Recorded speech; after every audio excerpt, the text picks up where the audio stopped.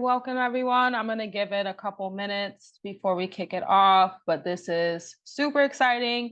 Welcome to the People's Hearing of New York. As everyone may know, if you don't know, my name is Ashara Baker. I am the New York State Director with the National Parents Union. I created this space in this forum due to the simple fact that year and year, I'm sure a lot of advocates try to sign up for the Joint Senate Hearing on Education. And it's a unique process where you are emailing Ways and Means, you're emailing folks within the Finance Committee, and you are anxiously waiting for an email that says that you have been selected to testify. Like many others, if you don't hear anything, that means you weren't selected. It doesn't mean that your advocacy doesn't matter, but it simply means that they have other priorities. But again, I wanted to create this space in this forum to simply say that your advocacy and your voice does matter. You all do impactful work across the state. I recognize it. I've seen it. I've fought beside you. So I want to make sure that we at the National Parents Union can continue to elevate your advocacy and support you in any way possible. So anyone who is participating tonight, your recording will actually be sent to the Education Committee members. The chairwoman of the Education Committee, Senator Shelley Mayer, is actually made aware of this. I said it directly to her face in her office, so she will get all of your recordings this week. And we will also be sharing this briefing with the Deputy Secretary of Education within Governor Hochul's office. Again, all of our advocacy will not go in vain tonight or this year or for this generation of children. So I thank you all in advance. I'm going to kick off the People's Hearing with Miss Maria Cruz. Hi, good evening. My name is Maria Cruz, and I live in Rochester, New York. My testimony, so I became a parent in my 20s, and I became a parent to a total of 9 foster children. That's when I realized how broken children's systems were, but especially the education system. I am a parent, a biological parent of 2 girls, and I have fought for the last 10 years against the education system to recognize not only the ability that our children have to learn, because everybody has a different ability to learn, but also that if you don't meet the needs of the child, it doesn't matter how great their ability to learn is, successful is not guaranteed. So I have been an advocate here in the city of Rochester for education, for parent choice when it comes to education. We are the expert of our children, and we know what is best for our children. So I feel as a parent disrespected when a district or when the state or anyone tells me what is good for my child. I know my child the best. I know what is good for my child, what is best for my children. So it's my right and my choice to choose whatever education I want to choose for the well-being of my children. In terms of advocacy, I have advocated at the local level in the Board of Education in the city of Rochester, also at the local level in government by reaching out to my assembly women, by my Congress people, legislation here in Rochester, but also I have been in Albany advocating for education, for specifically for education choice and parent choice in terms of education, also advocated in front of Senate and the Congress on behalf of our children and parent choice. I have 2 advices, one for the parents: you know what is best for your child. And if you truly believe that your children are not getting the right education and you want to advocate for that, be involved. National Parent Union is the best way to stay involved. In terms of elected officials, we put you there. So we are asking back, and we are demanding back our vote, and we are asking you to hear us parents. We have the knowledge of what is best for our children, what we want in education for our children, and we are offering also to be partner in this journey that involves the journey of education for each of our children. So thank you very much, and I want to encourage every parent here, whether it's by letter, by calling, by standing in front of elected officials, to please advocate for better education, for needs like mental health to be taken seriously. I'm in the mental health field, and I don't feel that we are meeting all the needs of our children when it comes to mental health and the trauma that we just experienced everybody experienced with COVID-19, and we are still trying to catch up with that, but we're not doing enough. So I want to advise and encourage every parent to please advocate, starting with your school all the way to the highest level. Thank you very much, and you guys have a good night. Hi everyone, my name is Deborah Garrett. I'm currently a resident in the city of Troy, New York, originally from Brooklyn, New York. My advocacy um, level has been from working in New York City to also working with schools in Troy, New York. I started advocacy work as a youth, helping my mother navigate the school system in New York City. I have a brother who has cerebral palsy, so my mother would send me to the school to help assist with making sure that he got the things that he needed, making sure that they was meeting his needs as far as with his IEP and things of that nature. But I have my own children. I have 5 children, 4 who are which in school in Troy, New York at the KIPP Capital Public Schools. They actually attend Troy Prep. I'm a big advocate for parents being involved in the school system. There's no reason why we don't create this triangle where it's the parent, the child, and the school, and making sure that our kids are getting what they need and the school is meeting their needs. There's no reason why a student should be able to not have advocacy, not have everything they need, excuse me, from the school systems, and not have their parent be available to assist them in any needs, any way they need. I believe that, when you're working with the child, you have to make sure that you understand what environment they're coming from. You have to understand their background so that you can get to know the child, not just from what they're presenting at the school day by day. And that's also including getting to know the families. I'm a big, big advocate of I need to know from the janitor to the principal that's in the building, because I know my child will come in contact with one of these people throughout the day. There's a lot of schools that are not big on advocacy when it comes to parent being able to just come into the school, and even if it's something so simple as helping out. And I'm not talking about like big sales. I'm talking about like really advocating for the students and being able to be a part of their learning and their education.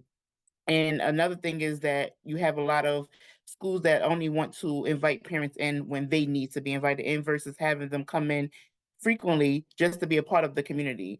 I think that's one of the biggest things in the world right now is that you have the schools being placed in certain neighborhoods and the involvement of the community and the parents are not included in that area. So you have people that come to the schools, right? You have people that work at the schools. They come there from, 7 to 3. And after that, they're leaving. So do you really get to understand who the student is? If you're leaving after hours, you're there before it gets dark. You're there in the morning before the darkness hit, before the darkness come in at 5, you're going. So you're not there to see everything that's going on. You're not there to see like what's taking place outside of the school. And it's important that you understand where, what parents are facing, because it's not just about what this child is presenting. Sometimes there's things that's happening that parents just need support, and they need to feel like we're working as a collaborative effort to get things done for our students. I have a child who has an IEP, and prior to him starting the school that he's in, I made sure that summer that he was entering that school in kindergarten, I made sure that they knew who I was, they knew who my child was, and they made it apparent that he needed certain services that was going to be to meet his needs so that he can get his education created, done for him properly. And for the most part, I will say that I got all the things that I need. It's a little struggle now that he's in middle school, and a lot of the growing, the growing with him and learning, the things of middle school kids, how they do. Making sure that we are all on the same page, and it's a struggle sometimes.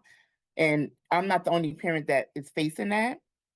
I will say I do have a good support system at the school, and it's because I make it my business to be available. I make it my business for them to know who I am, and I definitely make it my business to know. Don't just know me by my last name. You need to know my first name. You need to be able to call me anytime.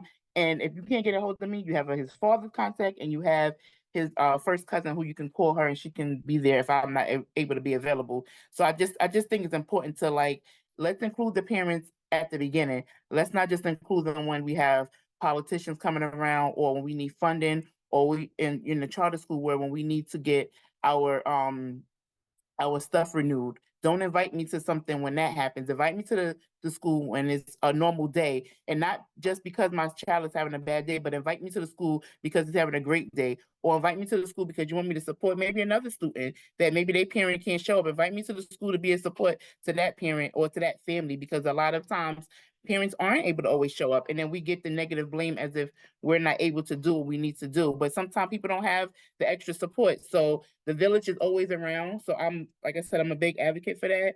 And this is my groove, so I could talk a long time. So I'm gonna leave it at that. Like I said, let's support parents. And if you know somebody in your neighborhood that, aren't able to get up to the school to support these children, let's be that village for them and help the other parents along the way. So thank you. Hi, everyone. Thank you, Ashara, for having me on. So a little bit about myself. I'm an education liaison at a local charter school here in Rochester, New York. I also work with Ashara on the Math Coalition. We are working to make math better for students here in New York. And I would say I would like to send up a couple things for advocacy. I would say the first one is definitely parent voice. I feel like a lot of us have already touched on that. I think that we just need to do a better job as educators, being more transparent about where students are as far as their proficiency. I would like to send up advocacy as far as like the standards that are being taught. What I see a lot, because I do work with parents, is that a lot of times parents don't know the work that their kids are doing at home. So I think advocating for better standards that are going to teach to more like life skills, more like personal finance and economics. Once a child graduates, or basically an adult graduates, I feel like we should be focusing more on those skills that they're going to need if they decide that they're not going to go to college. So taking a look at the standards and making them more geared toward things that they're going to need moving forward after they come out of high school. I would also like to send up advocacy for smaller teacher to child ratios. So just decreasing the amount of students that are in the classroom so that teachers can have that more one-on-one with students to understand where they are. I would also like to advocate for more social workers being in the school, because we do see a lot of social emotional issues going on. And I know for our school personally, we have 2 social workers and we have like 600 kids. So that's a pretty heavy workload for just 2 people. So I would advocate for that as well. Thank you all.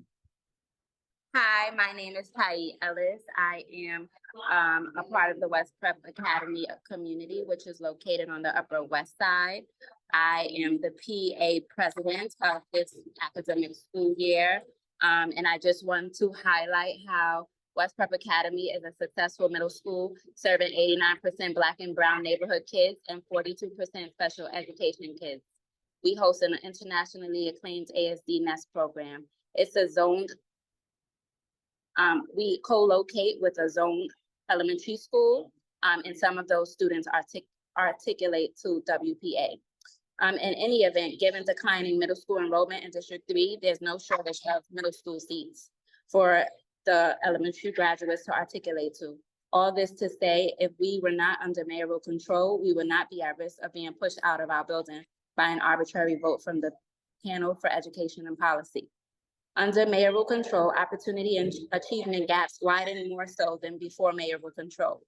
Community and parent responsiveness has been subverted by the creations of the CEC and the PEP, allowing a CEC 3 member and now PEP member to utilize his access to the chancellor to prioritize his own vested interests above the concerns and well-being of our community is a testament why mayoral control needs to go.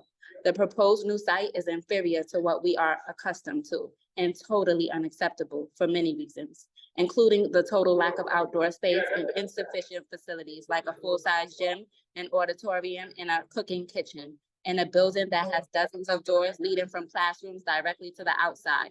Remember Avante, the autistic boy who wandered outside his school and died? The building would be leased, not acquired by the DOE, limiting our ability to shape it to public school needs.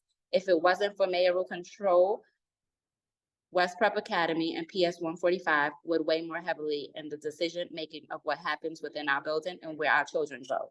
Under mayoral control, violations to IEP compliance increased exponentially, resulting in the number of parents applying for reimbursement for approved private schools jumped from 4,000 to 18,000. A backlog of impartial hearing cases and over 1.2 billion spent on private school tuition.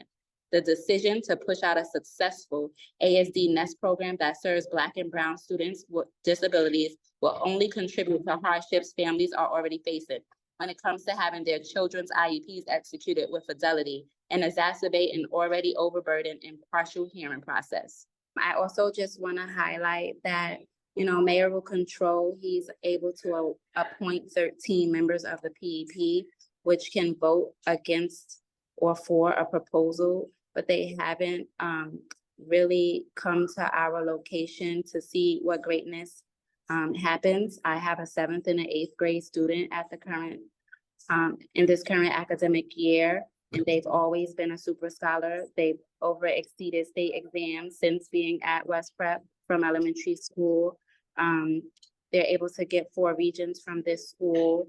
There's a marching band, and it's highlighted across New York City. They have a step team, a dance team. This school that they're offering is just one built-in.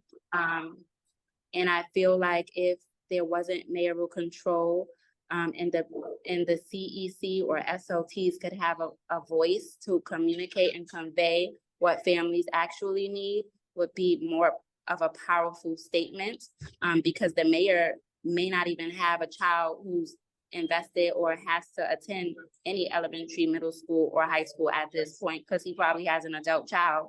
So why does he have the voice or the power to be able to say what our students have? Because our students are the future, not his. And we need to speak up and be on one accord to get him from having all of the control and power, because he can dictate what the PEP members vote towards, whether they have a brain or not. And that is also unlawful. And Rosa Parks and Malcolm X and Martin Luther King didn't fight for African Americans' rights for them to just be stripped from one man's power and control. And I'm done. Thank you for allowing West Prep Academy to speak as a collaborative. We move in one, and we will continue to advocate for our students, and we hope that you continue to advocate for yours. Hello, thank you so much for putting this together, Ms. Baker, and for this opportunity. My name is Jennifer Holland. I am a proud parent of a student at West Prep Academy, and I am here today to advocate for holistic learning environments that engage our children and lead to their developmental growth. We are in a position right now as parents where we have been traumatized by discriminatory acts against our students, more so because we can't ignore the fact that there are differences in demographics in the school that's pushing us out and the school that's being pushed out, which is us. I work in industrial and organizational psychology as an organizational development consultant. So I do have a background in psychology, and I understand the importance that is being neglected here in taking a holistic approach to decision-making, for which they have failed to do. They have prioritized growth in numbers like a corporation over the growth and development of our children. And I think it is time that that stops. We are not a corporation. These are public institutions. I worked in higher education in the public non-for-profit sector as well. So I understand through psychology and through serving higher education, the importance of it starting here. You are teaching our children that they could just be pushed out of their own communities. These are Black and Hispanic children that live in this zone right now. Moving would mean my son has to walk 5 additional blocks to make space for a community that's not even a part of this district, because they've chosen to expand programs in dual language and Russian programs. That means that the people who are from this district are actually being moved instead of, and to make space for people who are not in our district, for conveniences. So they are looking to grow in number. And this is something that Mr. Samuels, the Chancellor of District 3, came and told us that it came from the Chancellor of DOE, that the primary goal here was to increase the programs in numbers and that they needed more space to do that, and that both populations would serve benefits from this move for that reason. These are decisions that are being made for us. At a cost benefit analysis, that means that the cost is on us and all the benefits is on them, because we lose a playground. Our kids don't get a playground. We lose the ability to have the extracurricular activities that we currently have in place. My son is a participant of both flag football. He plays basketball sometimes, and he's part of the marching band, which we are proud to be the school of. And we now know that although they say they're going to have it ready, one, it's not ready. So they don't even have an adequate space for our learning environments to prosper. And we don't know, you know how this goes. Once they say it's going to be ready, and it won't, but there's still the thing that they're going to take from us. We won't have a separate gym and auditorium to house both sports and the other arts programs that we have for communities that are not even part of this community. It's not fair, it's not just, and we're just tired, and we need them to take a holistic approach and stop neglecting physical health, social growth, cultural engagements, all of these things that we know are so important to making sure that our children are successful in their future. So I advocate for a holistic approach that includes parents' voices and our children's full development instead of growth in numbers like a corporation. Thank you so much for your time. All right, so how do I introduce myself? I'm Caleb Morales. I'm an alumni of West Prep. I graduated salutatorian, and I currently go to Brooke College Campus High School, which is rated number 17 in New York State. All right, so I just want to state my opinion on this matter, because I feel like it's not fair that students at West Prep are being pushed out and forced out of their community to go to a whole nother school. So being a student at West Prep has changed me positively and led me to where I am today. And that being at West Prep has been a great honor throughout the years as I've grown academically and individually for the better. The programs at West Prep, such as after school Lego robotics, engineering, 3D printing, have helped me develop schools for possible careers that I could take an interest in. And if West Prep would be moved, that other kids won't be able to have the same opportunities and have the same experiences which I had here, which is kind of heartbreaking to me, because Black and brown parents are able to have great opportunities in caring environment where teachers care about them, students alike as well. And that West Prep had made the building into a nourishing and caring environment where me and many other students are able to be helped and thrive there academically and physically. And at the yard, if you push us out of the building, we have no space for a yard. We have no space for anything. We don't get clothes, food. We don't benefit at all. We lose our community. We lose all of our hard work for all these years, which is just saddens me. That's it. That's it. Thank you. I appreciate your time. My name is Katia Fertici. I'm from Italy. So I'm here to advocate for structured literacy. I'm a mom of 2 boys in 8th grade and a 6th grade here on Long Island. I had no idea about dyslexia until my youngest was diagnosed with it. English is not my first language, so I don't have a problem learning languages. So for me, it was something foreign. When he was diagnosed, we had to go privately to get that assessment. For the school, the only thing I heard from them were complaints. You know, my son was being a distraction, kind of behavioral, and that led me to get him privately assessed.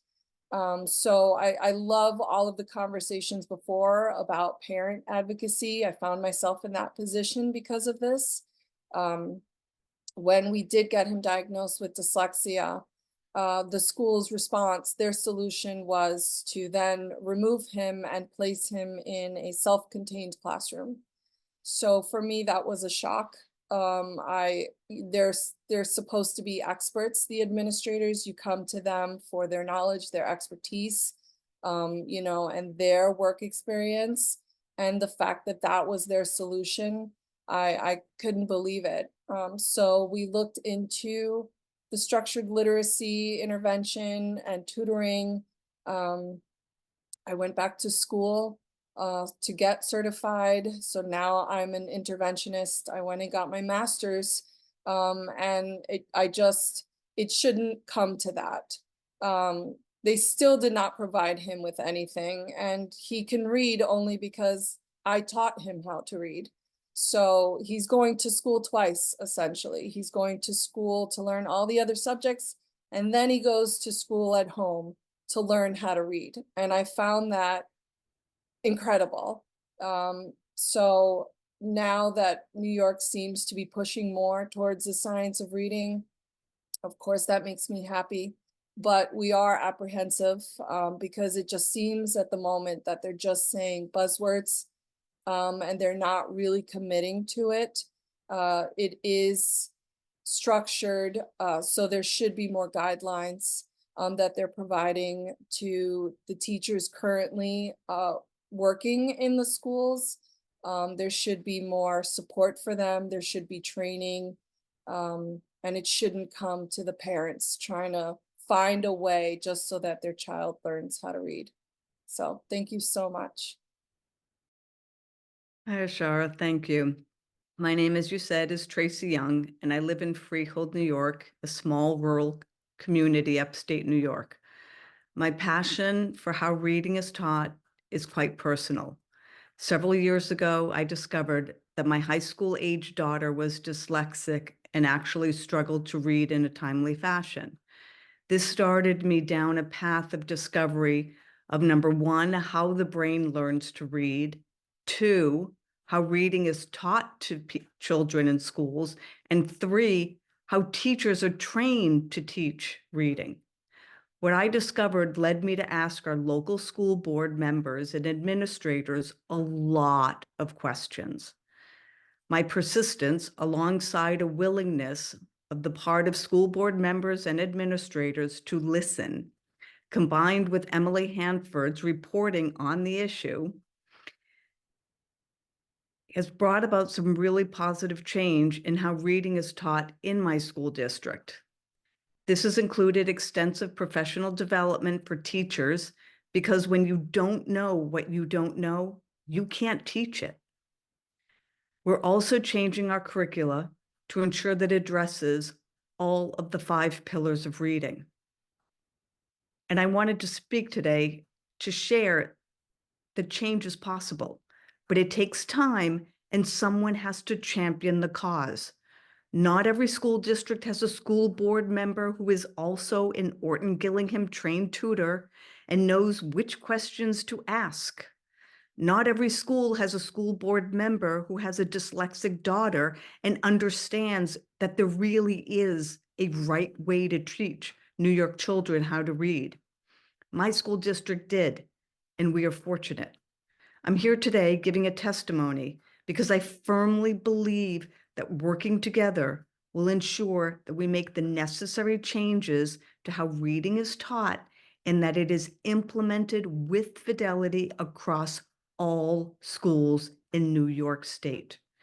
The governor's Back to Basic Reading initiative is a start, but there is so much more that is needed to ensure that all New York children can read proficiently.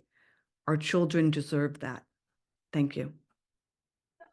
Hi, thank you so much, Ashara, for having me. I'm sorry, let me just move here.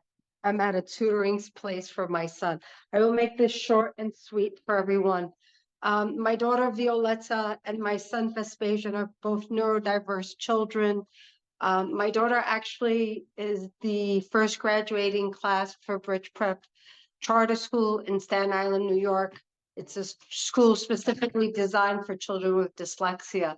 It's taken her 4 years to read, but she's finally able to, thankfully. At Bridge, Violet was blooming and blossoming because she was in the right environment. She was a person who didn't fall into the four squares of what the educational department thought a child should be. They took her for the student that she was and worked with her. Unfortunately, she left Bridge and she entered into a middle school recently. It has not worked out. So now I am forced to take her out of the middle school. It was a private middle school.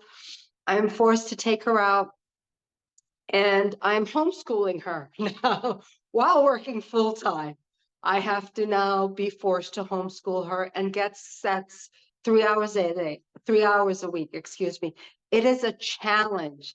It is a challenge to even get the DOE to assist me with getting more hours for sets. It's been a challenge to get the DOE, Department of Education in New York City, to assist me with trying to figure out what a proper curriculum is.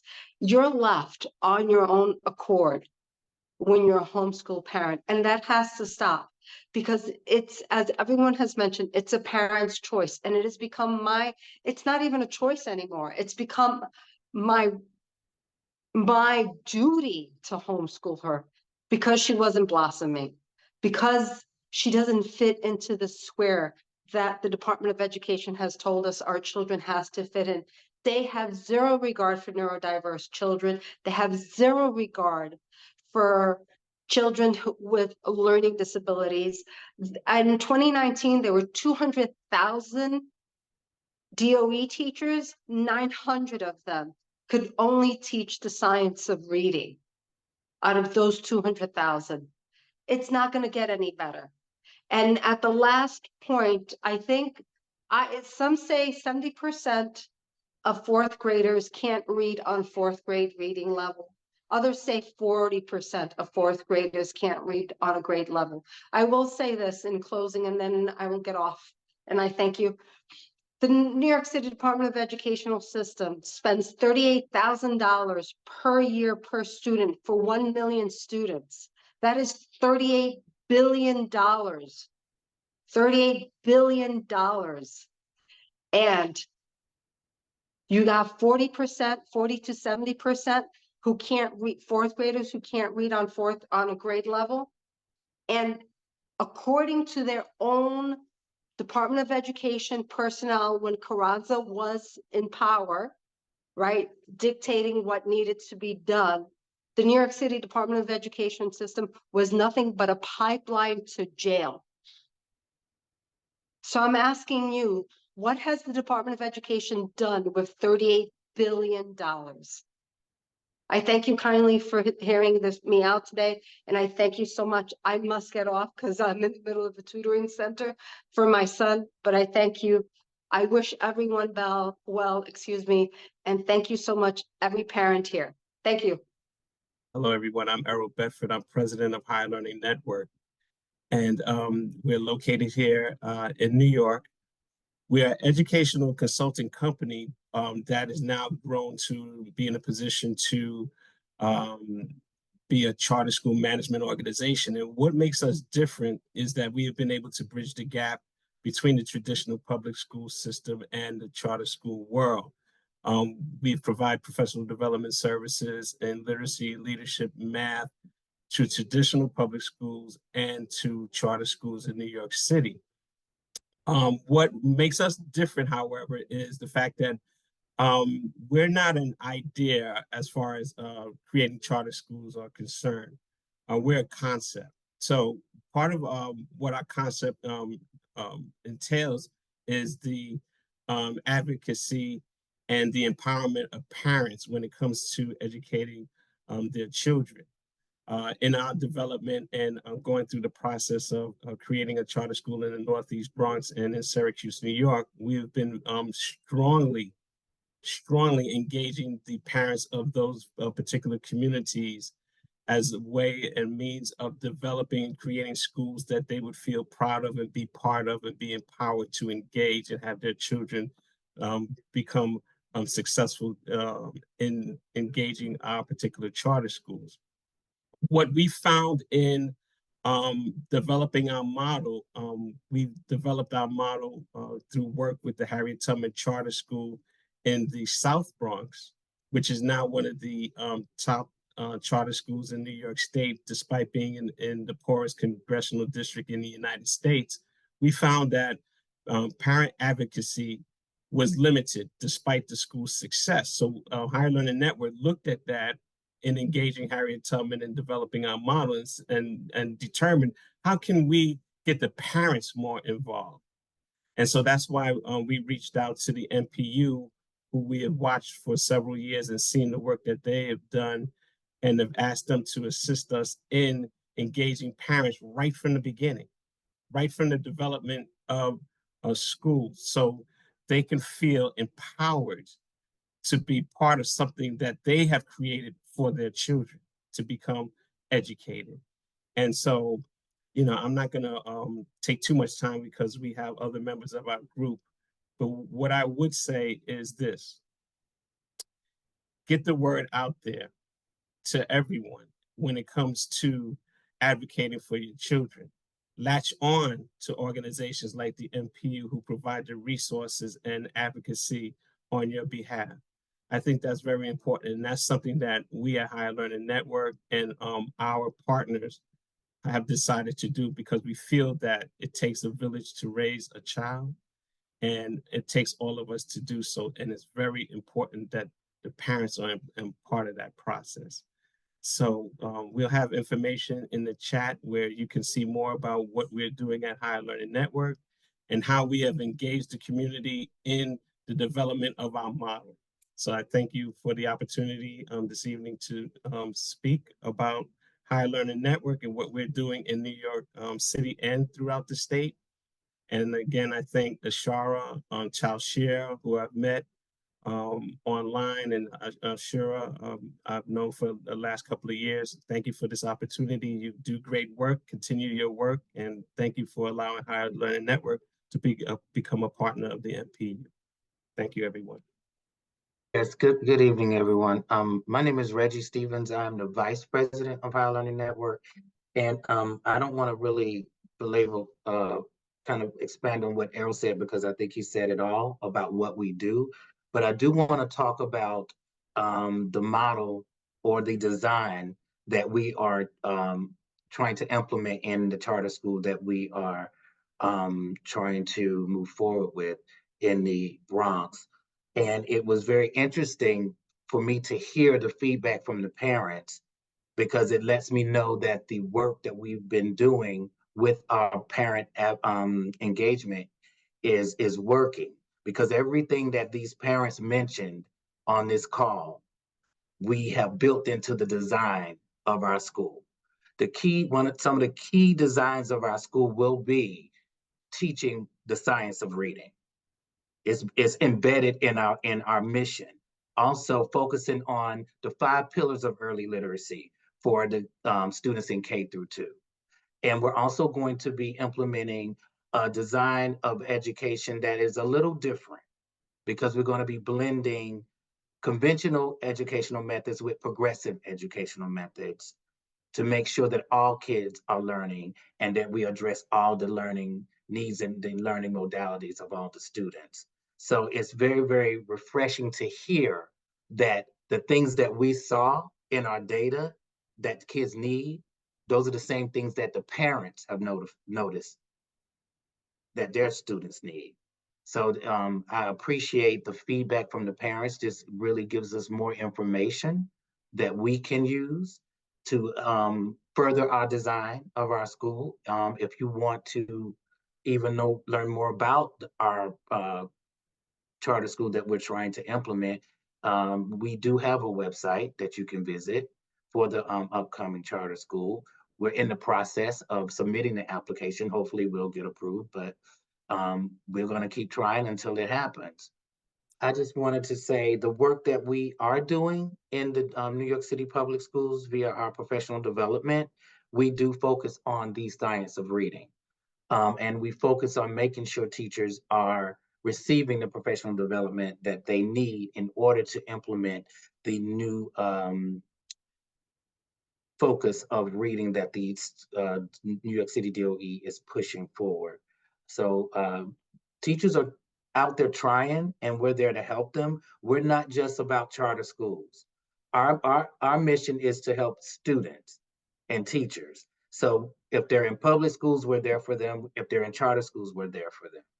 So if you have anybody out there that you know who wants to learn more, they can reach out to us. We'll go anywhere in the 5 boroughs or upstate.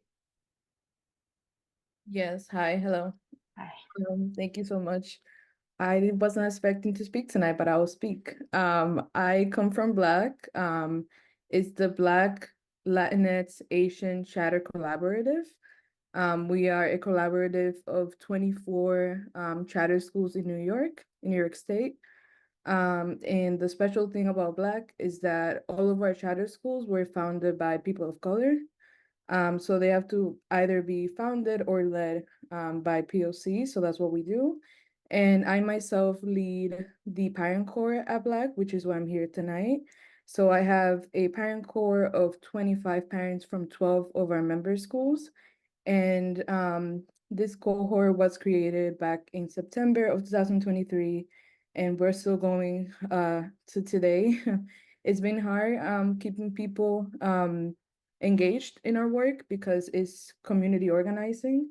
So we're teaching them how to be community organizers, how to advocate for the things that they need in their schools.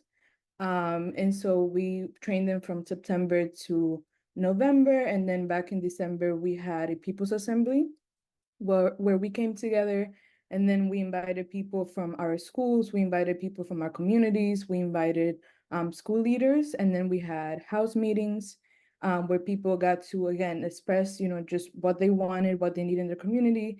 And then we had a voting session where we lifted 3 main issues to work on. And so our parent corps is now moving forward to holding another gathering in February, so next month. It's actually next week on the 10th. So we're gonna come together again to lift up one of those issues out of the 3. And the issues have to do with more resources for special education in schools. They have to do with more math and science in curriculum in schools.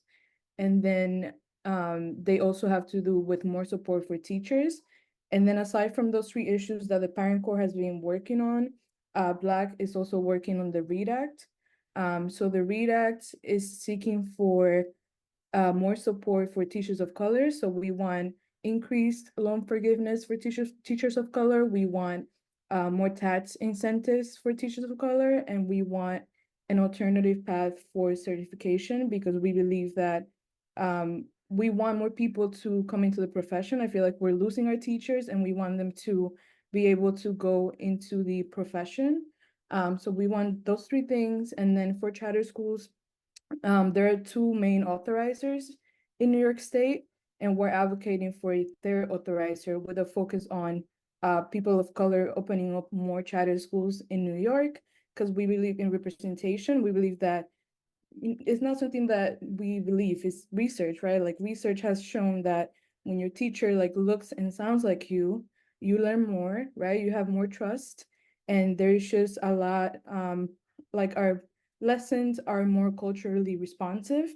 And then even with like administration and parents, right? Like when my mom who only speaks Spanish, like when she calls the school and then she can speak to somebody who sounds like her, right? Somebody who speaks her language, she can be understood better, and then the other way around as well. So those are some of the things that we believe in.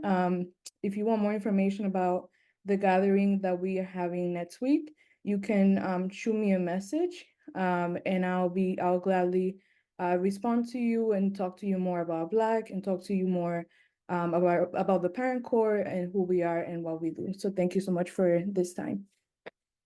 Good evening, everyone.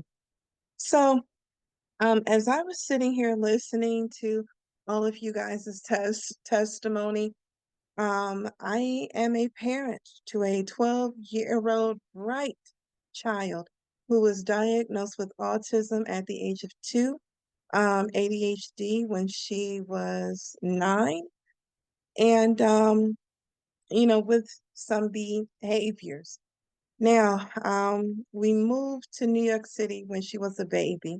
She was first diagnosed here in Syracuse, and then we moved. And I took on the Department of Education, started off by myself, but then I was blessed to be in contact with a woman by the name of Bonnie Shenagle. And working with her, well, before her, I had lost 4 impartial hearings. The first impartial hearing that I lost, the lawyer for the DOE, he called me a worthy adversary and that I wouldn't win. I looked him dead in his face and I said, I'll see you in 6 months, sir. And it took me 2.5 years to get my daughter placed where she was supposed to be. Due to circumstances, we had to move back up here to Syracuse, New York. And what I find about up here is that there are less resources here as there is in New York City because it's a smaller town. But the struggle that I have been having is a lot of gas lighting, a lot of, dishonesty. And what I find when it comes to charter schools up here, there was one in particular that was very reluctant to accept my daughter because of her IEP. And what I find about certain schools is that they are reluctant to accept children that may have challenging behaviors. And in my mind, I credit that to, wanting to keep a level of excellency. But I feel like there is no charter school in any community that could claim real excellency with doing something easy.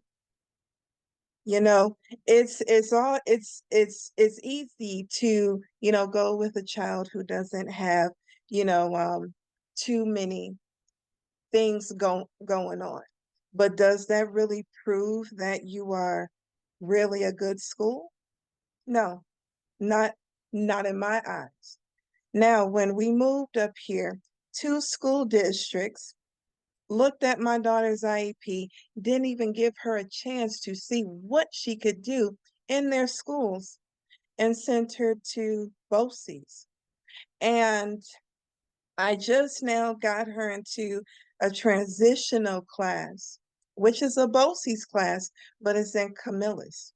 And it took me a while to get her there. And now that the current district that we are in feels like, oh, she must be getting better. They are trying to swindle her out of the support that she's currently getting out of this program. And they want her in one of the local schools. I'm not going to have it because she just got there. I have endured retaliation because I am a one-woman army. I'm not going to take no for an answer. I'm not going to let anyone just tell me anything. I do know my rights. I do know the law. And unfortunately, when I'm being pinged from this place and that place and this person and that person, everyone knows each other. Everyone is in cahoots with each other. So I end up going against a stone wall. But understand that I am here tonight because I want to have more resources under my belt so I can bust down that wall because I'm not for it, and they have tried to use different tactics against me, but I'm not scared because for one, I have a God that I serve faithfully, and he has my back and he has my daughter's back. Every morning I pray when she gets on her bus that Jesus covers her coming and going. I've done that for 12 years of her life, and I'm not going to stop now.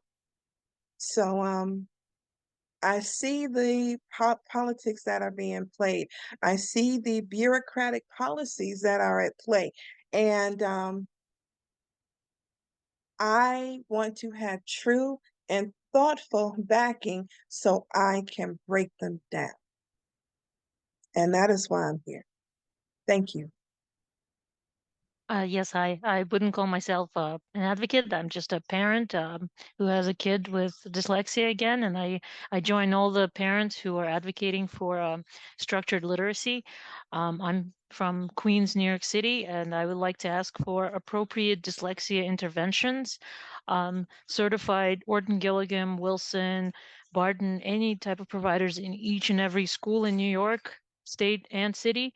I would like to ask for appropriate behavioral interventions as part of, responses to these learning disabilities. Therapists in every school who have the appropriate training and provide appropriate attention. Asking for the schools to provide parents appropriate, again, timely progress monitoring results on a regular basis. I would like for parents to be invited to schools on also a regular basis. I would like to ask that there are also evidence-based approaches to teaching math for kids with learning disabilities and interventions similar to the science of reading for children with special needs. That is it. Trying to be short and sweet. Thank you, everyone. Thank you for all you do. Hi, everybody. My name is Daniela. I am a public school parent here in New York City. I'm an elected parent leader at CC in District 2. And I'm also an advocate. I've been advocating for school choice even before I had kids, because education was very important for my own life. As I always say, it was my passport for a better life. And I know the transformative power of education. I think I want to just share a couple of things.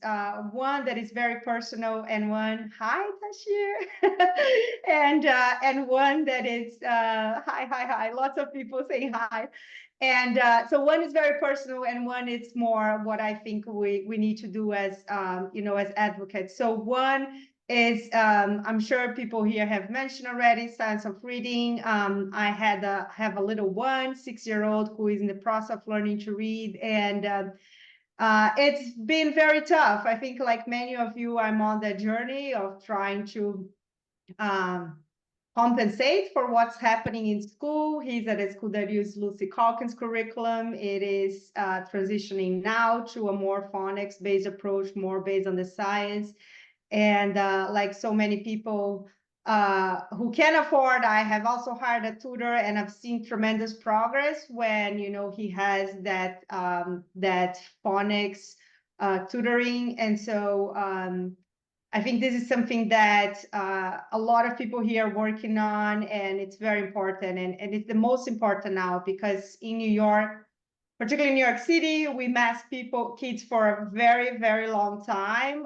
My son was here in preschool during COVID, so he used the mask for 2 out of the 3 years that he was in preschool. We know now that this had a huge impact on children's language development. And so I think it's so important for us to really try to push as much as we can the science of reading, because in particular, I think in New York and New York City, like, we desperately need that. And so really congrats to Ashara and everybody who was there in Albany this week for the bill. I think this is a first step, and we have a lot more to do in that area. And then the thing that I want to share is, as I am the project director of Parent Power at New York, we are advocating for universal school choice in New York, and I want to share 3 things with all of you. So one is that New York is the #1 state in education funding in the country. No other state spends as much money in education as New York. We spend more in absolute terms. We spend more in per pupil fund. It doesn't matter how you look at the budget. We are #1. We're not #1 on outcomes for children. So if you look at our outcomes, or children learning outcomes, we are kind of middle of the pack. If you look at NAEP scores, in some scores, we're even like really at the bottom, for example, in math. And so we're putting a lot of money in our schools. We're investing a lot on this system, and not getting a lot for our children. And the other area where we are very low, it's choice. So a lot of states are trusting parents to make the right decisions for their kids, to choose the education that is best for their kids, and the money follows the student. This is not true in New York. So just to give an idea, there are more than 10 states now. There are 10 states now that have universal school choice. New York's not one of them. There are 36 states that offer private scholarships. Public scholarships for low-income students. New York's not one of them. And so I'm working every day to try to change that, to make sure that New York is #1 on all 3 areas: funding, results for children, and trusting parents to make the right decision. I'm gonna put our website here. I hope you join this. We work a lot in coalition with a lot of other groups that are here. And thank you so much, Ashara, for creating this space for us to speak. I know not everybody can go to Albany. It's very hard to get to testify there. And so thank you so much for creating this space. All right, yesterday was my daughter's CSE meeting, so that was quite stressful, and I wasn't going to speak, but with everyone here, I feel like you all get it. So I'm dyslexic. My 2 kids are dyslexic, dysgraphic, and ADHD. So I'm watching them go through everything I went through, and it's awful. And I tried, when they went to school, I tried to get them diagnosed early. And it was, we don't do that until 3rd grade. We don't identify them. I fought. They were doing virtual school for a while, and they were coming back. In August 2022, I went to school. I said, I want her evaluated. Well, we just finished the IE process yesterday, and we've got the dyslexia, dysgraphia, ADHD all sorted out. Finally, we're going to get all the services she needs. It's over a year later. And luckily, she was getting reading intervention this whole time, but writing, you'd ask her to write, she'd cry and hide under the table, hide in a closet, and scream. And it's been years of this. And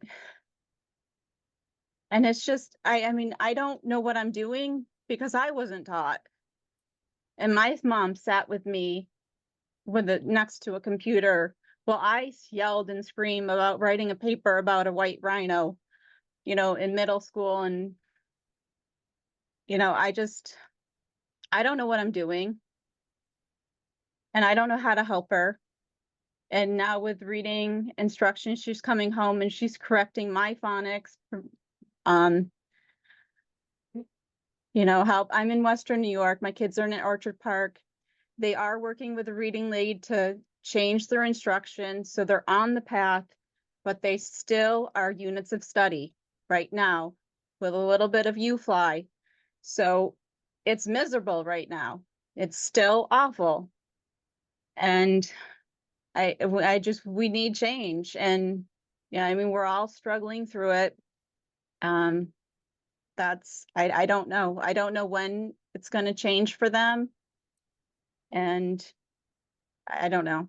I'm tired. You guys get it. That's it. That's all I have. Okay. Hi, good afternoon. Oh, sorry, my baby just cried. Let me go.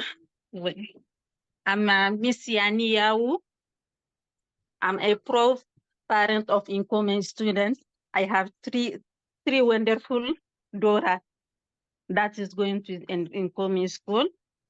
I know, of course, from my accent, you can know that I'm new in New York City.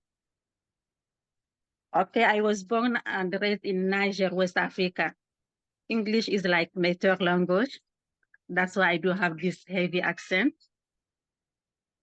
I think when I moved to the New York City 3 years ago, and with 3 young girls in the age of school, I was so confused. I want the best for my girls, and I don't have any resources. I don't know where to go to get those resources. for this school.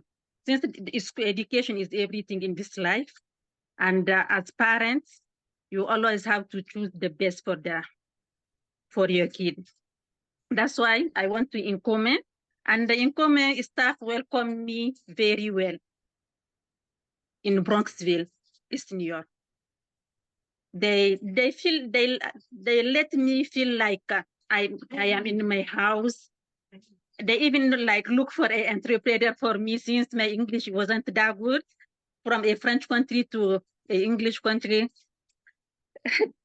Like I feel very good with them. Them from kindergarten to 5th grade. I want advocate for my kid and the other parents because like I'm the lucky one. I get those resources from incoming school. Those some of the parents will not be that lucky and get the chance that I have. That's why I try to go and after school or go early in the school to see those parents that may need my help to get those resources to help those kids to do their homework. Since every night you have to do the homework with the kid. If you don't know how to express yourself, how the system works, you cannot help your kid to be successful in the school. And the kid will be very traumatized, yeah, confused. They will not like to go to school as the older kid, and they will feel alone without the resources that they need to help them to do their homework, to help them to like to work in group with other students that they don't have the same background from different culture. You have to get those open mind to help to help your kid to get adapt for this new life that you are. I think is my main advocacy to to let the kid to feel the school is their home. They can express themselves. They can learn and get opportunities that they need. Yeah, in the morning I don't want to wake up my kid and let him go to school if I don't if I'm worried about what gonna happen in the school. I have to be like, even if I'm worried about what happened in the school with my kid, I will not be that confident and give the thing that I can give to work. I have to get those how they call that those peace of mind when my kid are in the school. Doesn't matter their background, where they are from, there should be a home for them. Is the only thing that I have to say, and that is my main advocacy. Thank you. Hello and good evening, everyone. It's good to see so many parents here this evening. My name is Natasha Cherry Perez, and I am the Chief of Staff at the New York Charter Schools Association. And I first actually met Ashara in New Orleans at the inaugural NPU convene. We met before COVID, and we are the first parents that signed on the dotted line, right, to become members of NPU. So we go way back. And when she says, "Are you speaking?" I say, "Yes, ma'am, I'm speaking. I'm here. I got you." So thank you for the opportunity. It's good to see everyone. Like I said, tonight, I hail from one of the best boroughs. That would be Brooklyn. I always have to say that. Brooklyn in the house. And I'm a parent. Before anything and everything else, I'm a parent. I'm a mama. I have a daughter that's now, finished with her K-12 education. She started at a local Head Start, a community Head Start. And then she went to a charter school in Brooklyn, Uncommon, Excellence Girls from K-8. And then she went to a traditional CTE high school. And so she graduated and now she's in cosmetology school. So I'm very happy and I'm proud of her. She's doing well, but she's doing well because her father and I made choices so that she can be a strong, independent young lady. And, you know, she started out with an IEP as well. So we get it. We're in East New York and Brooklyn, and there's schools here. You know what it is. It's been how it's been for generations since I was in school. And it's not good. It's kind of getting a little bit better, but it's still a struggle to find a decent K to 12 education here. And so I appreciate this opportunity and space. We didn't get anybody on the panel this year for the education hearing, which is tomorrow. Not a one parent, not one, y'all. And so I applaud you for making this space. You must have known. You got Look at a God. mirror ball or something? Did you know what was gonna happen? Because you made this space and we needed this space because we have no voice tomorrow from 9:30 to probably almost 8 o'clock at night. They will have people speaking from various, and it looks like a lot of, executive directors from different, and high level people from different organizations that cater to children across the state. And they're going to be speaking on behalf of the governor's budget and how that impacts education. And there's no parent voice there. There will be people speaking on behalf of us, like, where I work, but, it's always important to give parents a voice. What we have to say matters because guess what? If it weren't for us and our kids, there would be no schools. So it's important that we have that space. And I'm going to drop the link in the chat, Ashara, so people can watch and see. We'll be there testifying. We have a spot. And, we're always going to fight for equity. We don't receive, charter school children don't receive, equal funding. I think everybody knows that. We'll be fighting for that. We also don't receive equity and transportation funding, facilities funding, access to programs. So, and we're already starting from a deficit. And so we got to keep fighting. We're going to keep fighting until we get the things that we need. We have a parent council that Ashara and Daniela and Yomika founded maybe 4 or 5 years ago. And so we educate parents there too. We meet once a month, the second or third Wednesday of the month. Second Wednesday of the month. Our next meeting is February 7th. We're going to have our lobbyists come on and they're going to be talking about the budget and how it impacts children and families. So I will put the link in there too so that you could join that. And we also are gonna, we got on the panel, the program this year at caucus. So we'll be doing a panel with various people on the science of reading. So it is going to be February 17th. We encourage you, if you could come out, it is on a Saturday. It's going to be at the Capitol in Albany. I know there'll be buses coming from the city. And I don't know about upstate. You'll probably have to get there the best way you can if you're coming from upstate. But that Saturday is a great day to come down. They have all kinds of tables with information. They have programs. They have workshops and panels on so many different things that impact our communities and our families. And so, and then they also have a great youth program and a youth day stuff to do for kids. So you could bring your kids, they could go to their sessions, you could go to your sessions. I think it's like from 9 to like 3:30, 4, something like that. So it's a great day. We'll share information with Ashara and she can share it out on the panel once we get more information about it. But I'm gonna drop the link for the education hearing tomorrow. Listen in, you'll hear a lot, you'll learn a lot. You'll have the chancellor speaking. It's going to be Senate and Assembly members, and they're controlling this money. Like Daniela said, we spend the most money, but we're at the middle of the pack. And so now it's time to hold people accountable. We throwing around all this money, and we're not getting the results we need. And it's up to us as parents to put the pressure and apply the pressure that is necessary and demand what we need for our children. We have to. Closed mouth don't get fed, y'all. And they will take your kids and they will do whatever they want to do with them. You got to go in there and say, I need to understand this. I need to know this. You need to tell me this. How you can see the budget. Go in there and ask to see how they're spending the money.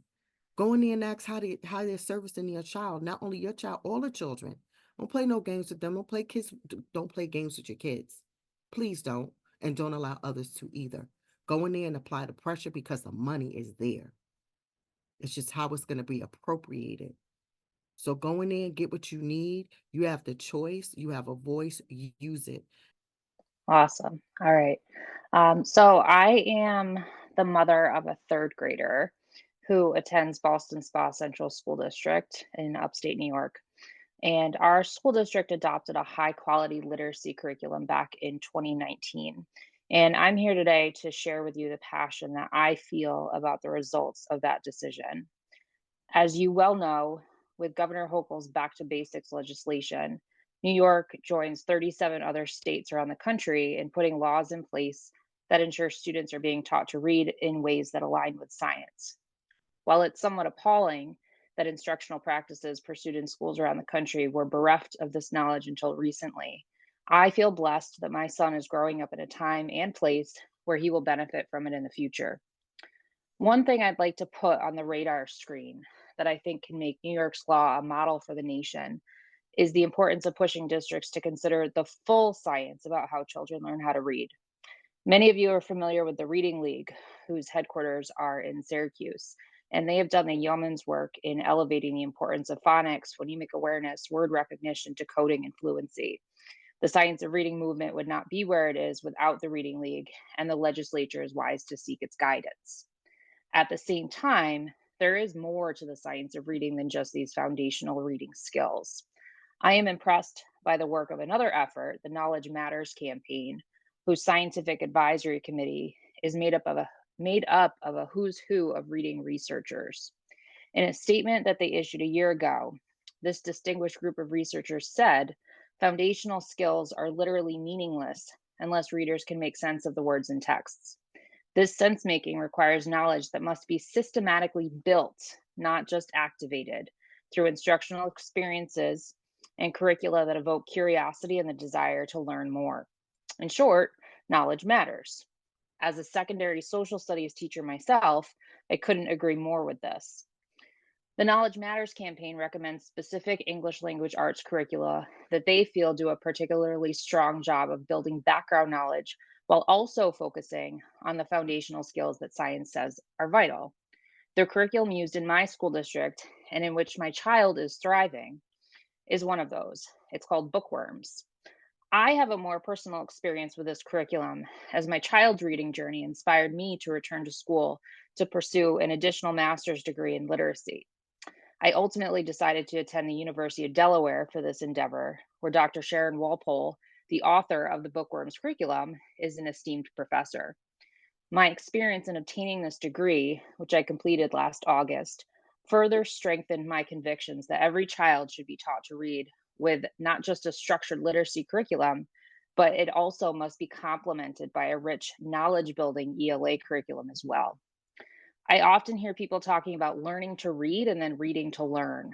The feeling here being that once children learn to decode, then we can begin to focus on what to read.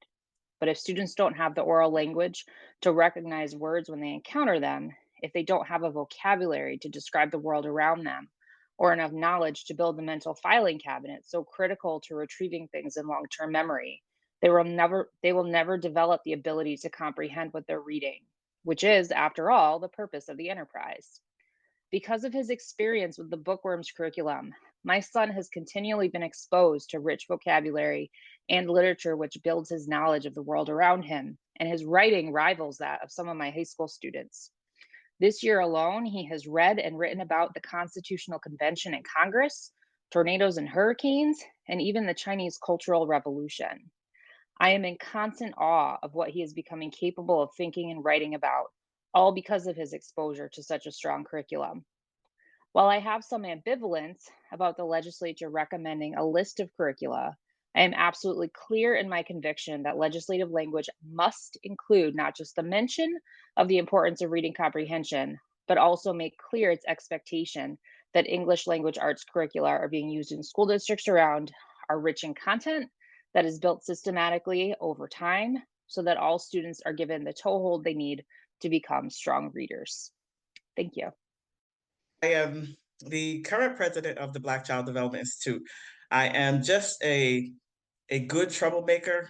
I'm a loudmouth, and I'm an agitator among when it comes to policy, particularly at in the state legislature. So I just want to say very quickly on everything that's being talked about here. I just want to focus a little bit on what I know I want the legislators to hear in this testimony is hear that the parents are the missing piece of a lot of these proposals, legislations, of funding. There's a lot being done right now, talked and spoken about what has been, right, on literacy, on funding. The money goes to lots of institutions.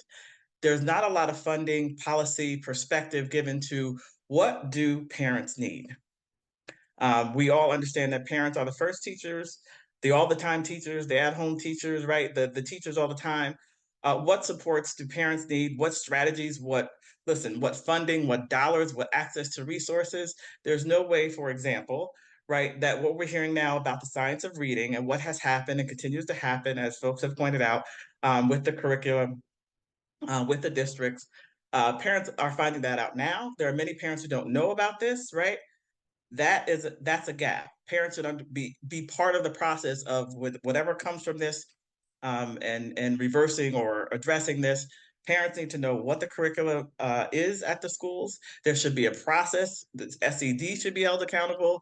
School districts should be held accountable for making sure parents have access to all the information. If you don't know what's going on, that's a problem. So I'm a very big advocate of, as policies are developed, are all the stakeholders involved. I think I saw, I think it might have been Tafsir who said that the parents are the second most important stakeholders, right? The children there being the first. That as stakeholders and very important stakeholders, every time somebody's talking about school policies, whether it's curriculum, funding, safety, new ideas, old ideas, what schools are doing, parents need to be at the table, not just as somebody who's going to get some information via email, via whatever, but absolutely somebody really holding the fire within these organizations, and with these the decision makers to say, how will the parents know, and how will they know what to do? Right now, as the literacy issue again is being addressed, right? Folks, everybody's talking about science reading. That's absolutely where it needs to go. By the time these improvements are implemented, I want everyone to think about how old children today will be. There's a child in elementary school right now. How old will they be when their school district, right, comes on board, everything's in place to teach them to read well? And all that time that's wasted is the time that they can't afford.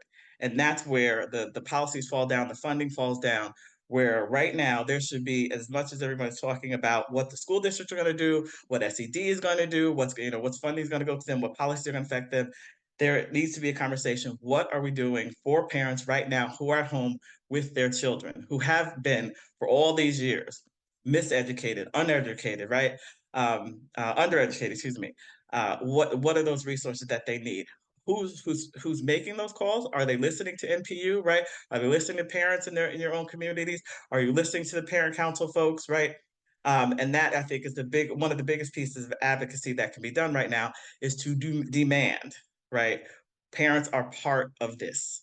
They are not a byproduct of this. They are not the group that you have to come back to later when you've decided what needs to be done. But right now, and they should be given resources and strategies, right, to teach their children what they need to be, and more importantly, to be aware of when things are not going well, when they're not getting the right information. There should be some level of engagement in policymaking to make sure that parents know when things are not going right early, and to be able to hold folks accountable. So, thank you.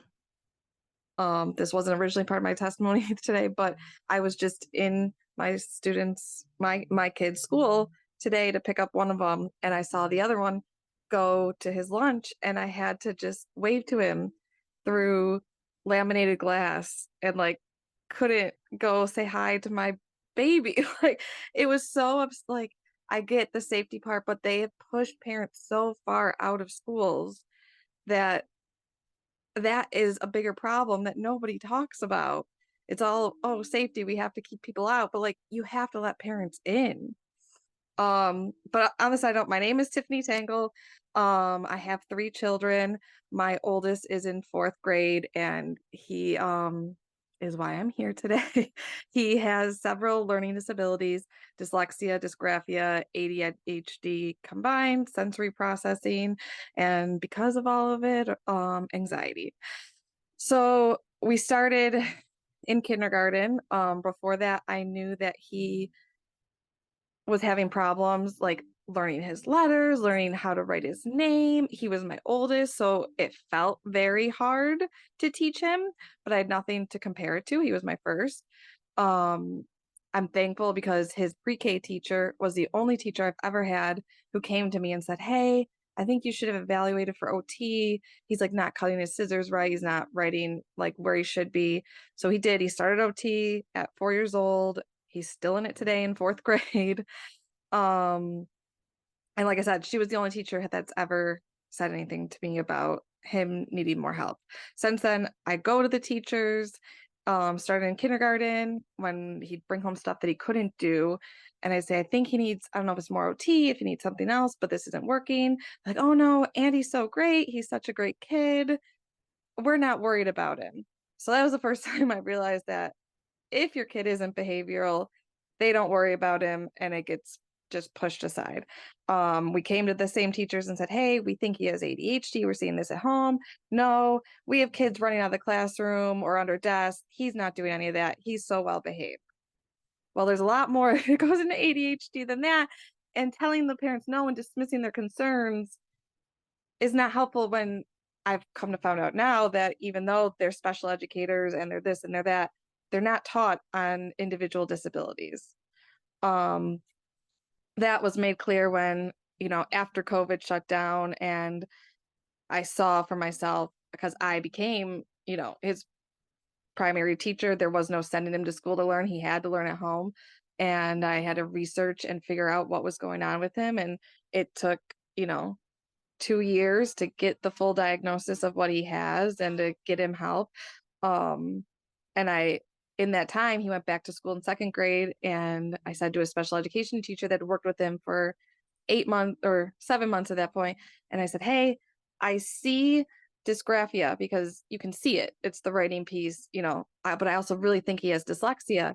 And she looked at me and said, no, I don't see that for Andy. And then the next month I had his diagnosis and I was shocked and I blamed that teacher. I was like, how could she not know? And now I know, well, they're not taught that. The special education teachers are not taught that. And then I come to find out teachers aren't taught how to teach our kids to read. So how is my kid supposed to have any chance who has dyslexia, who has all these things against him, when they don't know how the brain works in a neurotypical brain to teach them how to read?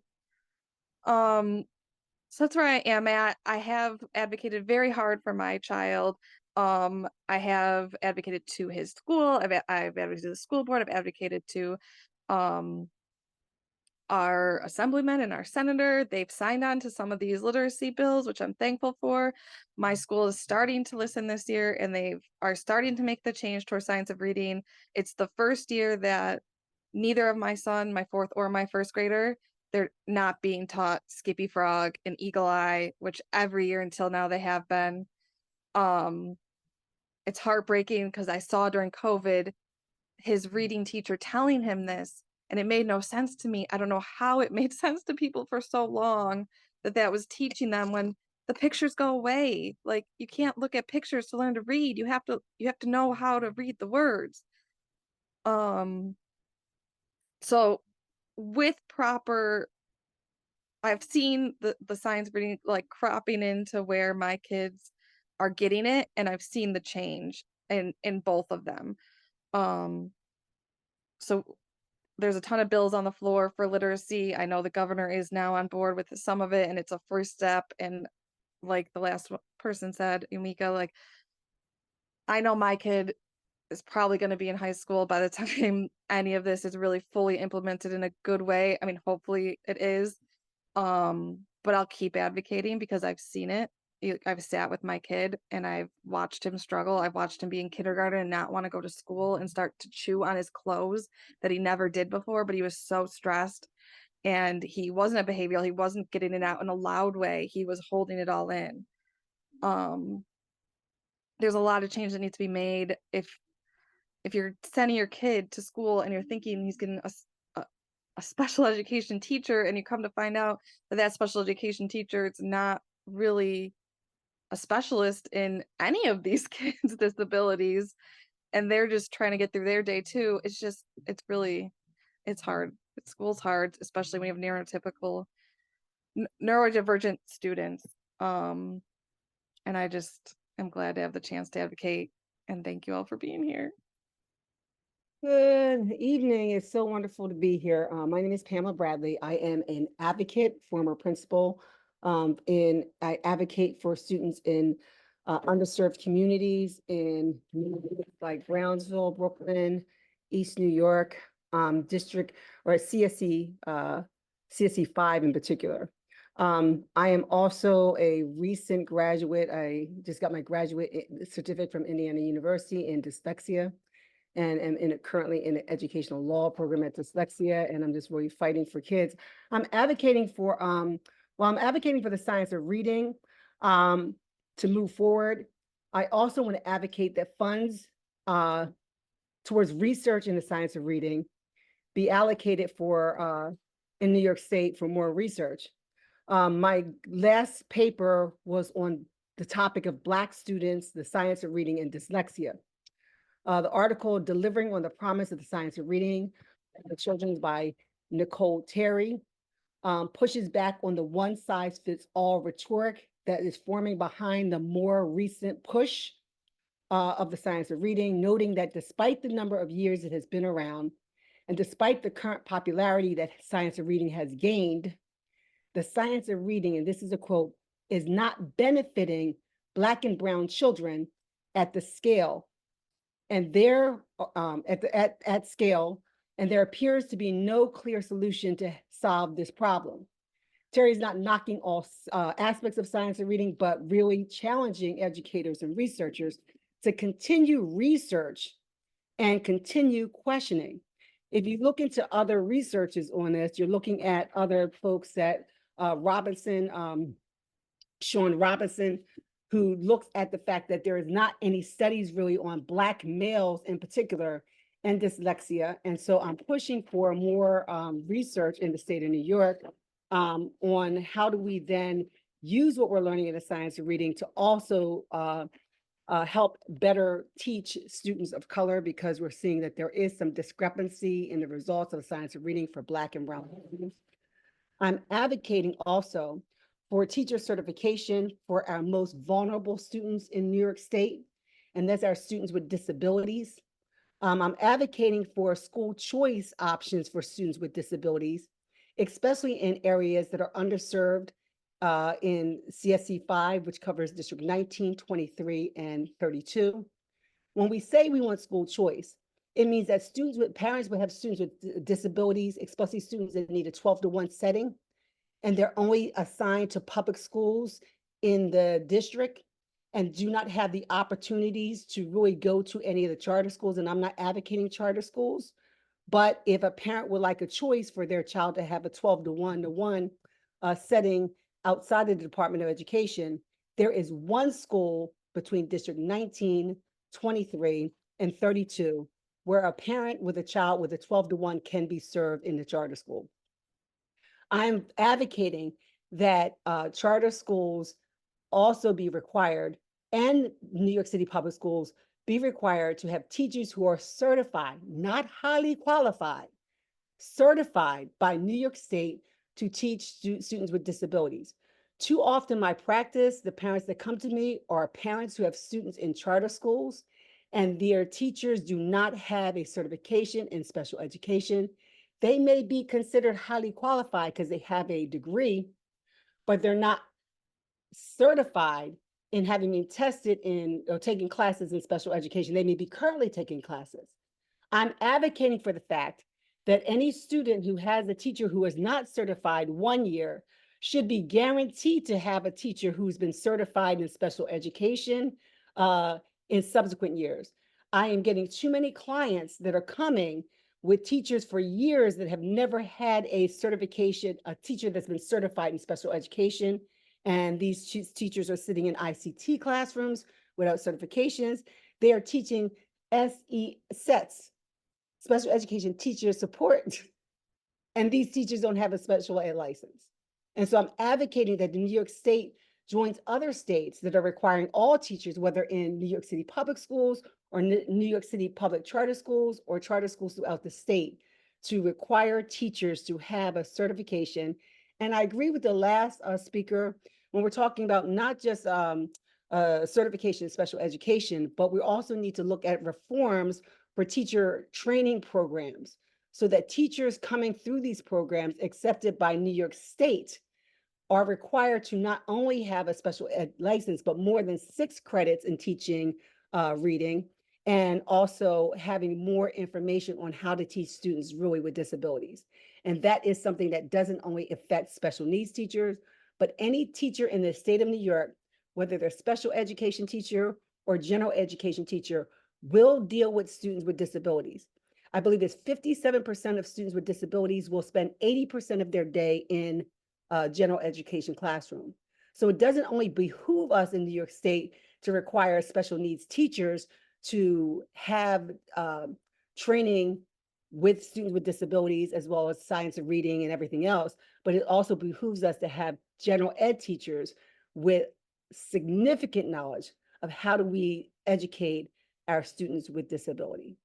And that is why I'm advocating, especially for underserved communities like District 19, 23, and 32 in New York City. Thank you. Thank you for the space. Thank you, incredible parent leaders. My name is Tina Carney. I'm a proud Greater Rochester parent of 3 scholars and advocate of meaningful family engagement, evidence-based instruction, structured literacy, science of reading, and struggling learners, including those who are dyslexic. I'm in great company. Thank you so much. I'm going to be talking about literacy tonight, the ability to read and write. Literacy isn't my livelihood, but it's become my life because one of my children struggled. Several well-intentioned educators told me, don't worry, they'll catch up. Give it time, or maybe this is just who they are. I didn't listen to that. Instead, I listened to my parental instinct and to one of Rochester's greats, Dr. Walter Cooper, who looked me in the eye and said, you can't give up because the future of your family depends on it. Challenge accepted. I am aware of my privilege. I am a white, suburban, college-educated, tenacious mom with access to resources, support, and tutoring outside of school. My children will be fine. I have been deeply concerned for the parents, students, educators, and community members who don't know what they don't know about how our brains learn to read, especially people of color and those from disadvantaged backgrounds. It's time to stop blaming our students for being lazy. They're not. And stop blaming parents for not caring about education. They do. It's time to teach each other and do better. There is a lot to be grateful for in New York State, especially recently. Thank you, Governor Hochul, for supporting New York students, families, and educators by publicly supporting the science of reading, committing funding for teacher professional learning, and for signing the Dyslexia Task Force bill. Thank you, New York State United Teachers President Melinda Person, for standing with Governor Hochul and explicitly emphasizing that change in instructional practice is a result from decades of research. It's not a fad, it's research. Thank you to several New York State local education agencies that have already started providing professional development for teachers and revising curriculum and assessments to align with evidence. Bonus points to districts like Fairport Central School District that have provided information about science of reading and their plans to parents and families. And also districts like Greece Central School District that welcome parents on their committees. Thank you to the educators who have sacrificed their time, their treasure, and some have even risked their jobs to go back to school so that they can do better by our children. Thank you to my children's teachers who meaningfully partner with me. Thank you to my fellow New York State parents who ask their schools questions like, how are you plan on teaching my child to read? What's your curriculum? How will you assess if my child is meeting state standards? Stay curious, New York State parents. We need you. In closing, 95% of our children will learn how to read when we work together, listen, and help each other to the next level of understanding, one step at a time. Thank you. Hi, good evening. Thank you so much for this opportunity. I really appreciate it. I work at West Prep Academy in District 3 of Manhattan on the Upper West Side. It's a middle school with a lot of students with disabilities and an incredible NEST program. I'm going to say that I'm coming here today with remarks that I, prepared just now because we are really in a tremendous time crunch, and we've been trying to advocate for our school because right now we are being there's a proposal for our school to be displaced, to be moved 3 blocks away to a building that is currently inadequate for our students and our families. I'm bouncing around and I'm sorry. I've been working at West Prep Academy for 11 years. Some of the problems with the new facility is that it has something called a gymatorium, which is, we currently have an auditorium and a gymnasium. And they also have a cafeteria where we're only allowed to heat up meals. Where we currently are, we have a beautiful 1 floor of a building that we share. It's tremendous. And over the past 11 years, I've watched the staff spend money and time and effort into building this unbelievable program based on the physical facilities that we have. So we currently have and this is a Title I school, a lot of students with high needs, and like the amount of opportunities that are presented to these students is really absolutely exceptional. We have a marching band, kids are playing brass, they're playing brass, they're playing different types of drums. And at the same time, students are using our gym, which of course, physical activity is incredibly important for middle schoolers to get that energy out so they can come ready to learn to the classroom after that. We also have something called a WITS program that comes to our school and does these incredible presentations on healthy ingredients to cook with. They cook with the students, and those are done by people who work in the cafeteria. And the students are eating like really fresh meals, and there's a salad bar, and they know about nutrition because of this program. And I believe I just learned that our principal, who's absolutely incredible, just won an award for that WITS program that I didn't know about until yesterday. We could not do the WITS program at a facility where all you can do is heat up food. I'll say one thing more about the cafeteria is we renovated it to very recently. We put money, we put time, we put effort into renovating that cafeteria in order to meet our nutritional and educational standards. Another thing we have is a beautiful outdoor space where we currently are that our staff members a few years ago contributed to creating this beautiful space that's for our students and the community, the local community. It's an inclusive playground, and it's not just about wheelchair access, but it's about like all different kinds of sensory needs that are being accommodated for at this playground. So that was a lot of effort spent, time and money for some of our staff members and also other members of our community. We have done things with the building. We've painted these beautiful, colorful murals. We have beautiful sun that comes into in through our windows. We have our school colors are purple, and the floors are all tiled purple, and the chairs are purple, and the walls are purple. We are the space. We are this space. And they're trying to move us to a school. It's called the Ascension School on 108th Street. I'm not sure the cross street, but I think it was it's like it used to be a Catholic school or a church building, something like that. I did not visit, but some of my colleagues did, and families did, and children did, and they're extremely concerned about the facilities there. Aside the fact that there's no outdoor space and we could never have an outdoor space, we would not be able to do our gym and our drumline, which includes the brass. We couldn't do that at the same time. Also, there's fire escapes outside of many of the classrooms. And personally, I'm afraid that we will be spending much of our effort trying to keep kids physically safe. These are middle schoolers. Some of them can be rambunctious and spunky and like try to get out on those fire escapes. And I do not want to spend my time keeping my students physically safe when I have a degree to educate them. It's not right. It's not fair. Nobody wants it. It hasn't gone through like the legal channels. I didn't know about this move really at all until maybe about a month ago. But apparently it's been in the works for a very long time, and I was not aware of it. I love the school. I love the community. We have an incredible NEST program. I don't know if you know about NEST, but I work for that. I'm a speech therapist there. It's incredible. Dorothy Siegel, who created the NEST program, we spoke with her last night, and she said our school is her favorite NEST program.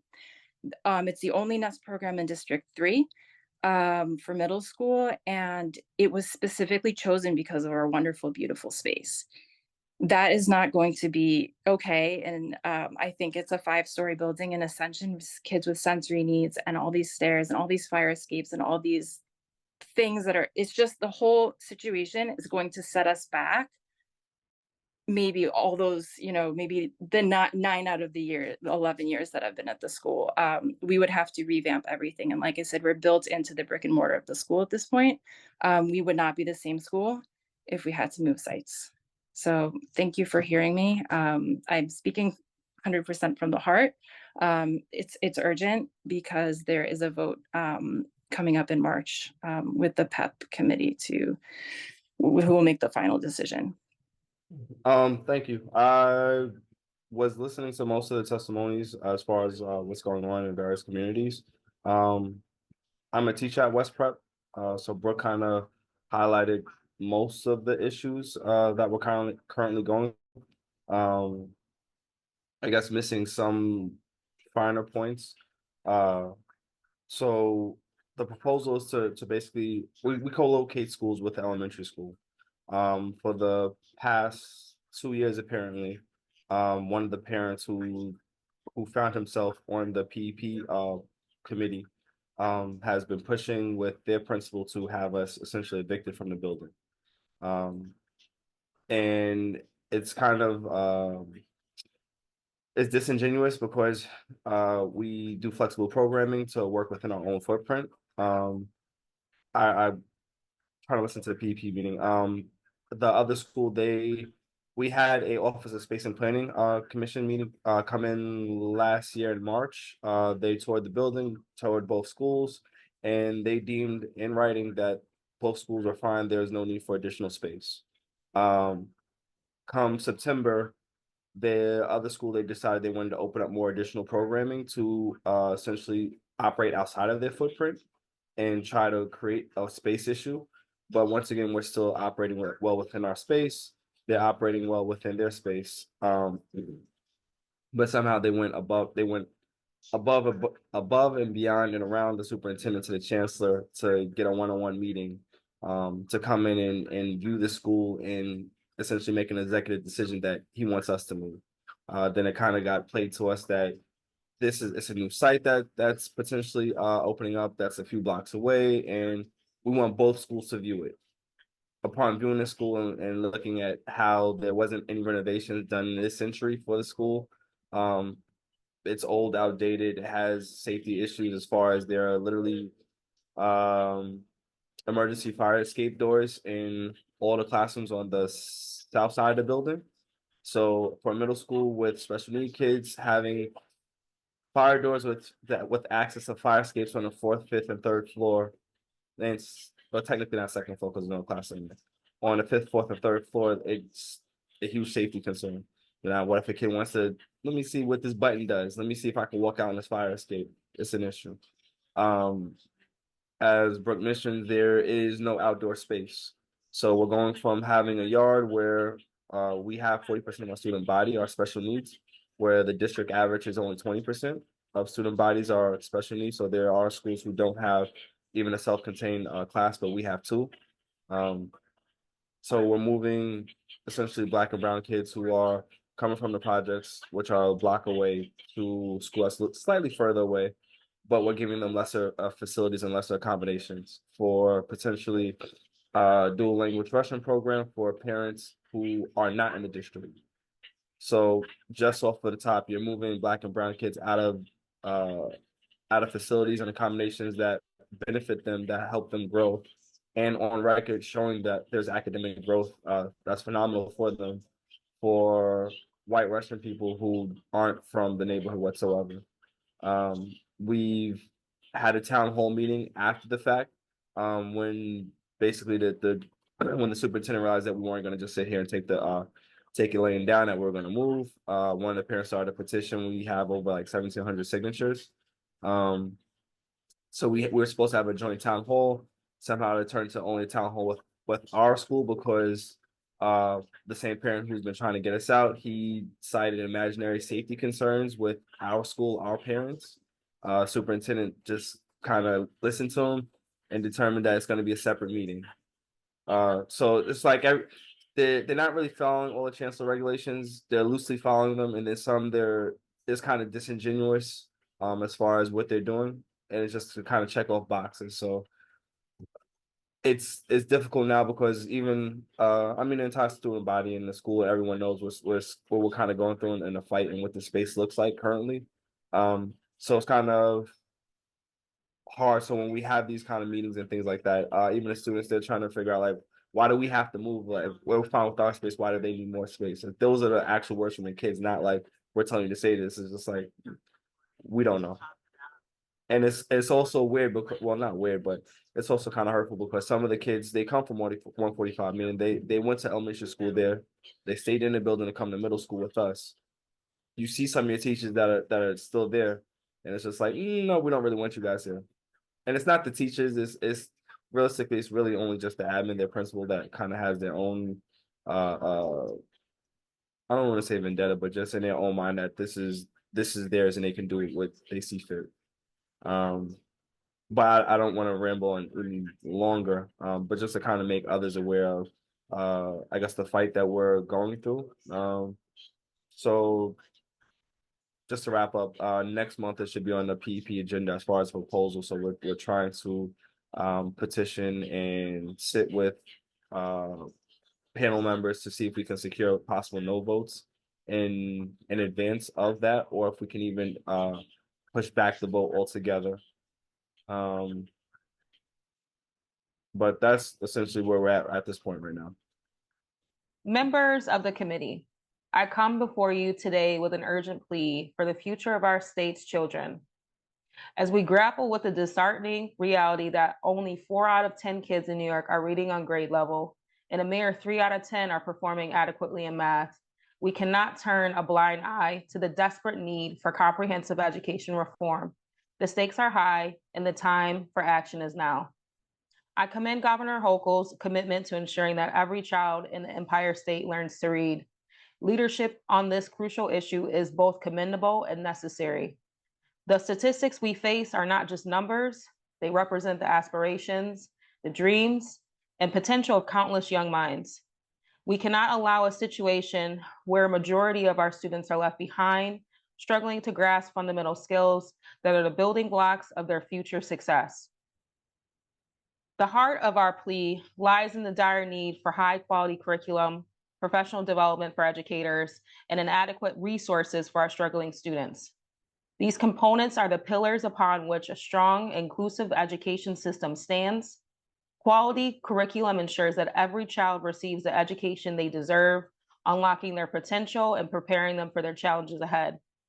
Professional development for our teachers is equally vital. Our educators are the architects of our children's futures, and investing in their continuous growth ensures that they are equipped to address the evolving needs of their students. Adequate, high quality resources from textbooks to technology are the lifeblood of an effective educational environment. Without these tools, we hinder the very progress we seek to achieve. As we stand on the cusp of what I believe can be the year for education in New York, I implore you to champion strong, inclusive legislation on reading, math, and high-impact tutoring. Let us seize this opportunity to reshape the trajectory of our educational system, providing every child with the tools they need to succeed. The future of New York depends on the education we provide today. Let us be the architects of a brighter tomorrow, where every child, regardless of their background or their circumstances, has the chance to thrive. I thank you all for staying on this call with me tonight. This has been a magical and powerful moment. I can't stress it enough that we don't have to wait to be invited to any of these spaces. We do not have to submit testimonials to a huge committee to be denied. We have simply shown them that we will continue to build our table. We will no longer pull up a chair to squeeze into the corner. We've created the space in the forum for the people of New York. I thank you all tonight for being respectful and supportive and loving. This is the village that I know, and this is the village I love to advocate with. Please stay connected with the National Parents Union. There's information you'll see in the chat. I also have a quick slide, Carolyn, if you can cue that up, information to get in contact with myself, information to join the National Parents Union, this powerful group of advocates that we have spread across this wonderful country, and information about our organization. I thank you all tonight. This is wonderful. Please stay in touch. Look out for more ways to get active this upcoming legislative session in New York State. Look out for ways to support one another within your communities. Be safe, be well. Thank you all.